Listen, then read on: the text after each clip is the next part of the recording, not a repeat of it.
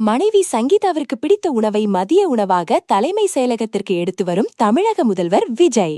தமிழ்நாட்டின் முதலமைச்சராக கடந்த 10ஆம் தேதி தாவேகா தலைவர் விஜய் பதவியேற்றார்.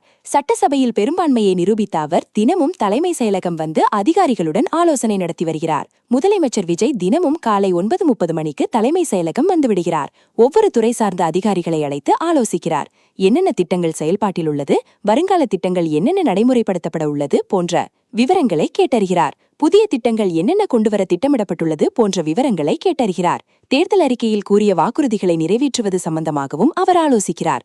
மதிய உணவுக்கு அவர் வீட்டுக்கு செல்வதில்லை.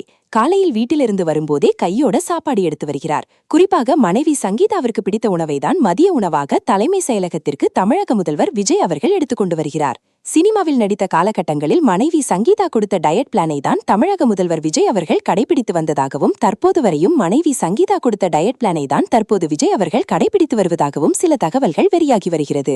மனைவி சங்கீதாவிற்கு சைவ உணவுதான் அதிகமாக பிடிக்கும் என்பதால் தற்போது முற்றிலுமாகவே தமிழக முதல்வர் சைவத்திற்கு மாறியிருப்பதாகவும், ஆனால் தமிழக முதல்வர் விஜய் அவர்கள் மிகவும் விரும்பி சாப்பிடக்கூடியது அசைவம் என்பதால் தற்போது சைவத்திற்கு மாறியிருப்பது மிகவும் ஆச்சரியத்தை ஏற்படுத்தியுள்ளது. தலைமை செயலகத்தில் அரசு அதிகாரிகள் சாப்பிடுவது போல் விஜயும் மதிய உணவை அவரது அறையிலேயே சாப்பிடுகிறார். காலை உணவாக இட்லி, முட்டை, காய்கறிகள் மற்றும் பழங்கள், உடனடி சக்தி தரும் இளநீர் போன்றவையும், மதிய உணவாக அரிசி, பருப்பு சாதம், சிக்கன் மற்றும் மீன் என்று புரோட்டீனுக்காக எடுத்துக்கொண்டதாகவும், அதிகமான காய்கறிகளை தான் மதிய உணவாக எடுத்துக்கொள்வதாகவும், இரவு உணவாக உடனடியே செரிமானமாகக்கூடிய பழங்கள், சாலட் போன்றவை மட்டுமே எடுத்துக்கொள்வதாகவும் சில தகவல்கள் வெளியாகி வருகிறது.